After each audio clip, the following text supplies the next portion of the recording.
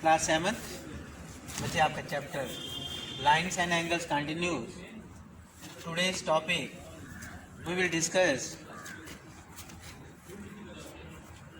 adjacent angles, linear pair angles and vertical opposite angles. बच्चे क्या पढ़ते हैं इनको ध्यान से आपने. सबसे पहले हम adjacent angle के बारे में पढ़ेंगे. बच्चे adjacent ऐसे एंगल्स होते हैं, ऐसे दो adjacent angles होते हैं, they have a common vertex. बच्चे common vertex क्या होता है?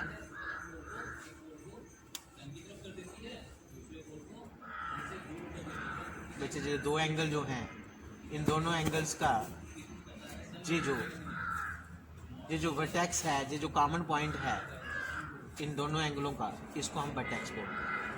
तो जब भी एडजेसेंट एंगल बनेंगे, हम एडजेसेंट एंगल उन दोनों एंगलों को कहेंगे जिनमें कॉमन वर्टेक्सिस होगा. एक बात. दूसरी, they have a common arm. Common arm क्या होगी कि इस एंगल में भी वो आर्म आनी चाहिए और दूसरे एंगल में भी वो आर्म आनी चाहिए. जैसे कि ये वाली आर्म जो है ये कॉमन आर्म है.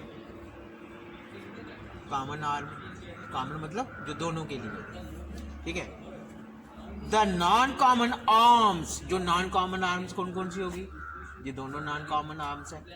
Are on the either side of the common arms. Common arms के दोनों तरफ जो नॉन कॉमन आर्म्स होंगी, तो उन्हीं दोनों एंगलों को हम एडजेसेंट एंगल बोलेंगे.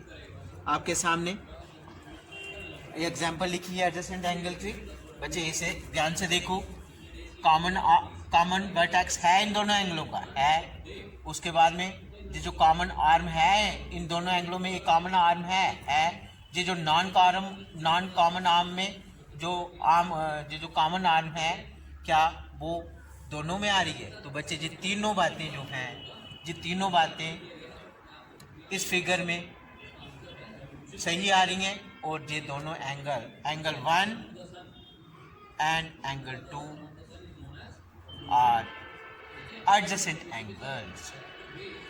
समझ लगा बच्चे कि एडजेसेंट एंगल्स क्या होती हैं, किनको? ये देखिए आप फिगर नंबर, इधर देखिए सेकंड फिगर में, इधर भी देखो, ये कॉमन वर्टेक्स है, दोनों एंगलों का है.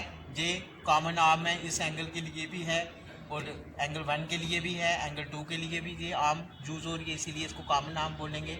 और जो नॉन कॉमन आर्म्स हैं उनके बीच में जो कॉमन आर्म आ रही है, इस कंडीशंस में भी, इस फिगर में भी आप कह सकते हो कि angle 1 and angle 2 are adjacent angles. बच्चे अब थर्ड फिगर देखिए. अब इस थर्ड फिगर में सामने दिखाई दे रहा है, इसमें दो वर्टिसेस अलग अलग हैं, कॉमन नहीं ना. ये बात इस कंडीशंस में ये जो कॉमन वर्टेक्स हैं वो नहीं है, इसमें अलग अलग हैं. तो पहली कंडीशन ही इसमें जो है वो नहीं आ रही है.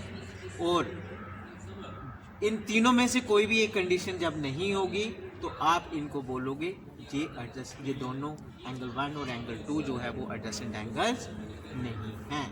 तो बच्चे एडजेसेंट एंगल्स क्या होते हैं, किनकी तीनों कंडीशन जब फुलफिल होंगी जिस भी दो एंगल के लिए, उन्हीं दो को आप एडजेसेंट एंगल बोल सकते हो.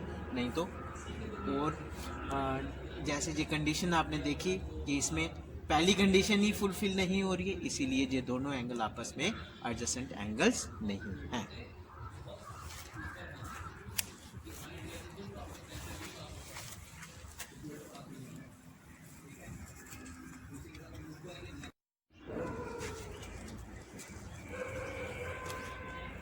बच्चे नंबर 2 पे लीनियर पेयर एंगल्स क्या होते हैं, ध्यान से देखो.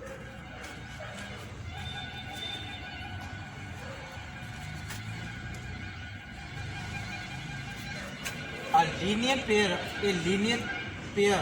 is a pair of adjacent angles. बच्चे इसमें भी adjacent angle की बात हो रही है कि लीनियर पेयर एंगल जो होते हैं वो पेयर ऑफ एडजेसेंट एंगल्स होते हैं whose नॉन कॉमन साइड्स. बच्चे ध्यान देना इस बात पे, नॉन कॉमन साइड जो होती हैं वो क्या होनी चाहिए?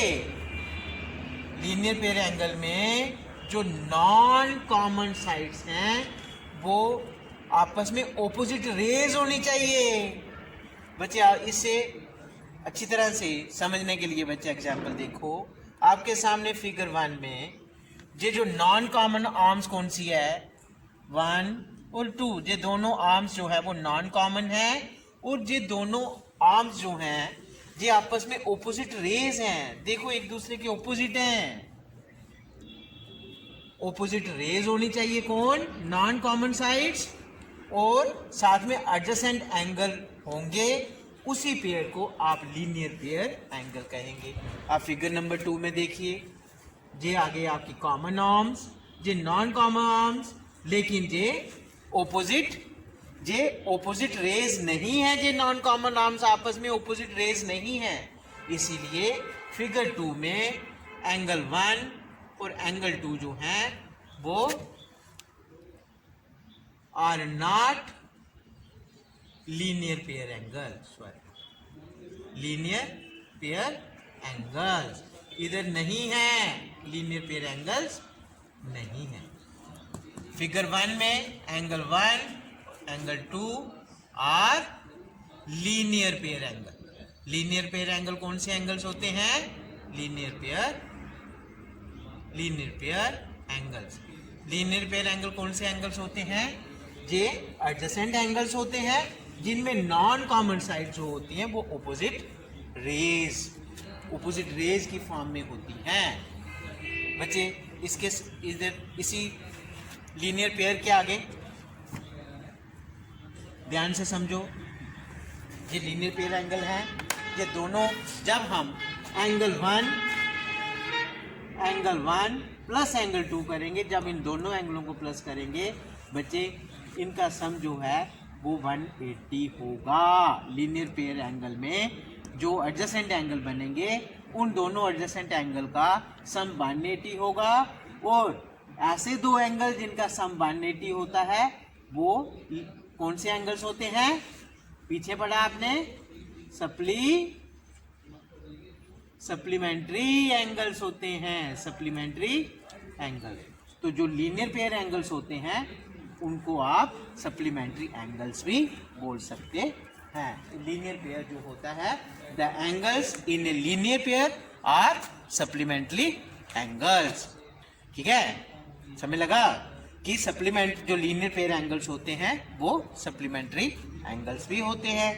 बच्चे ध्यान से देखना है आपने, और इनकी जो बहुत सारी एग्जांपल्स जो हैं आप अपने टेक्स्ट बुक जो है उसमें ध्यान से पढ़ो।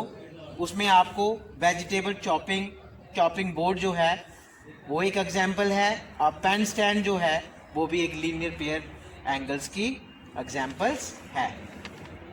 बच्चे नंबर 3, वर्टिकल ऑपोजिट एंगल्स क्या होते हैं? सबसे पहले हम वर्टिकल कहाँ से, इसका मेन वर्ड क्या है? Main word vertex. तो बच्चे वर्टेक्स क्या होता है आपको पता है? एंगल और इसका इस वाले जो कॉमन दोनों आर्म्स के बीच में जो कॉमन पॉइंट होता है उसको वर्टेक्स बोलते हैं। जब वर्टिकली ऑपोजिट एंगल, तो वर्टिकली ऑपोजिट एंगल इधर देखिए इस फिगर में, ये जो एंगल्स हैं, ये जो एंगल है इस एंगल के ऑपोजिट वाला जो दूसरा एंगल है ये ऑपोजिट एंगल्स हो। जैसे एंगल 3 और एंगल 4 आपस में ऑपोजिट एंगल्स हैं। एंगल 1 और एंगल 3 जो हैं वो ऑपोजिट एंगल हैं। और वर्टिकली ऑपोजिट क्या होते हैं? वर्टेक्स के ऑपोजिट, जो वर्टेक्स के ऑपोजिट एंगल्स होते हैं उनको वर्टिकल ऑपोजिट एंगल कहते हैं। इस फिगर में ध्यान से देखो बच्चे, दो लाइन्स हैं, एक लाइन L है जिसका नाम, और दूसरी लाइन M है। दो लाइन्स हैं, वो दोनों लाइनें इंटरसेक्ट कर रही हैं, कट रही हैं। किस पॉइंट पे कट रही हैं उसका नाम O है। और इस फिगर में कितने एंगल्स बन रहे हैं? Angle 1, angle 2, angle 3 and angle 4। बच्चे